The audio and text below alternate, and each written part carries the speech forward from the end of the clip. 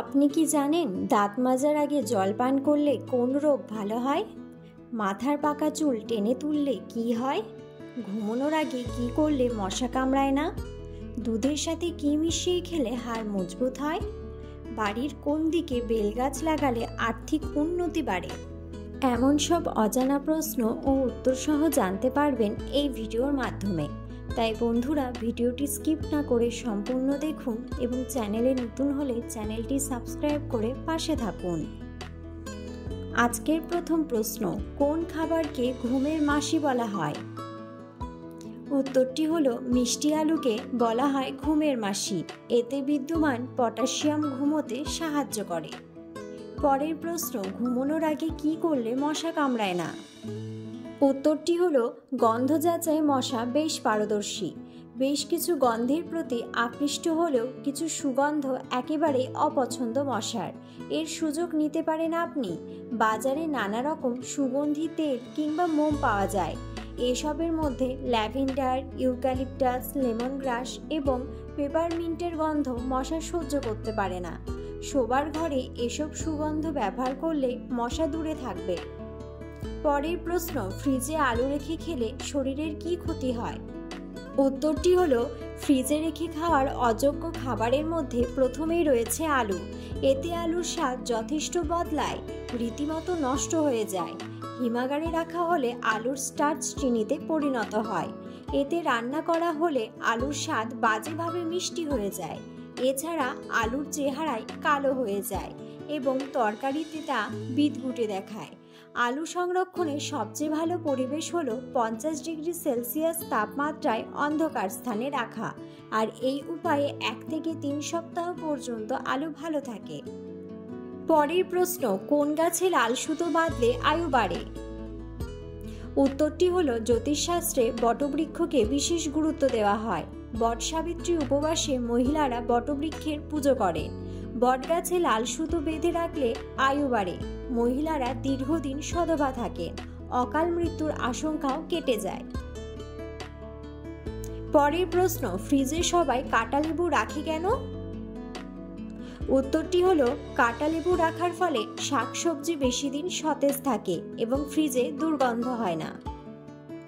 বন্ধুরা, আপনাদের জন্য একটি প্রশ্ন রইল। প্রশ্নটি হলো, পাটনা ভারতের কোন রাজ্যের রাজধানী? Option A Rajasthan, B Bihar. বন্ধুরা, উত্তরটি জানা থাকলে অবশ্যই কমেন্ট করে কমেন্ট বক্সে জানাবেন। পরের প্রশ্ন, দাঁত মাজার আগে জল পান করলে কোন রোগ দ্রুত ভালো হয়?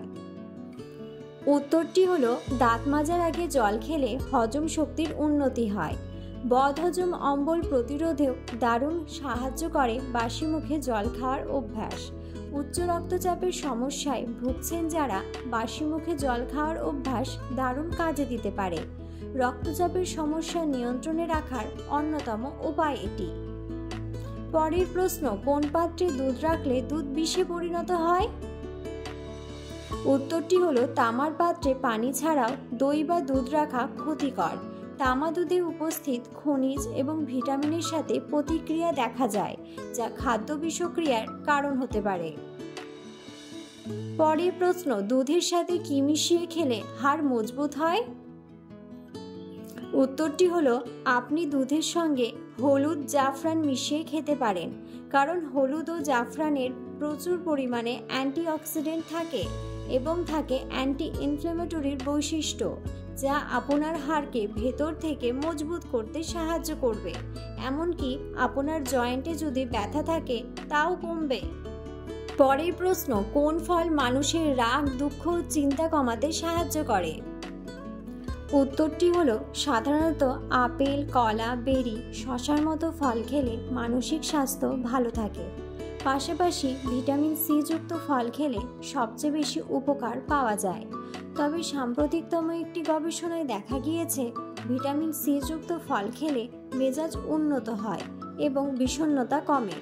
দ্য ব্রিটিশ জার্নাল অফ নিউট্রিশনে প্রকাশিত একটি নতুন গবেষণায় দেখা গিয়েছে মাত্র 4 দিনের কম সময়ে আপনি কিউই খেয়ে মনকে ভালো রাখতে পারেন। ওটাগো বিশ্ববিদ্যালয়ে করা এই গবেষণায় দেখা গিয়েছে রোজ কিউই খেলে মেজাজ ও সামগ্রিক স্বাস্থ্য উন্নত হয়। পরের প্রশ্ন, তুলসী পাতা ও মধু একসঙ্গে খেলে কি হয়? উত্তরটি হলো তুলসী গাছের গুরুত্ব অপরিসীম। তুলসীকে বলা হয় সকল রোগের ঔষধ। বিশেষ করে সর্দি কাশি এবং গলা ব্যথায় মহা ঔষধের কাজ করে তুলসী। শুধু তাই নয়, শরীরের রোগ প্রতিরোধ ক্ষমতা বাড়াতেও তুলসী পাতা খুবই কার্যকরী। তবে শুধু তুলসী নয়, সঙ্গে খাঁটি মধু মিশিয়ে নিলে আরও ভালো উপকার পাওয়া যায়। সকালে এবং সন্ধ্যায় 1 চামচ মধু রোগ প্রতিরোধ ক্ষমতায় বাড়াবে না, বরং অনেক ধরনের রোগ থেকেও রক্ষা করে।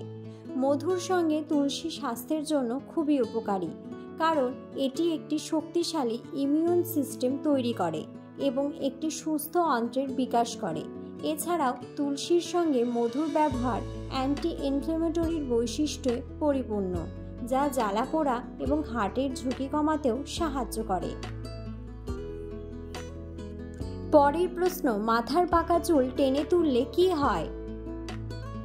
উত্তরটি হলো, এক্ষেত্রে গবেষকেরা বলছেন, আমরা যখন মাথা থেকে বেছে বেছে পাকা চুল তুলি তখন চুলের কিছুটা হলেও ক্ষতি হয়।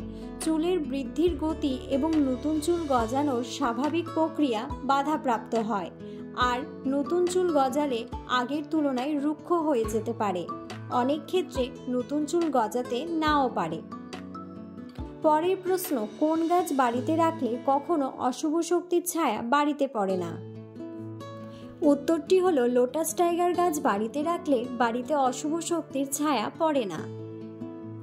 পরের প্রশ্ন, কোন লক্ষণ দেখে বুঝবেন আপনার কিডনিতে পাথর আছে?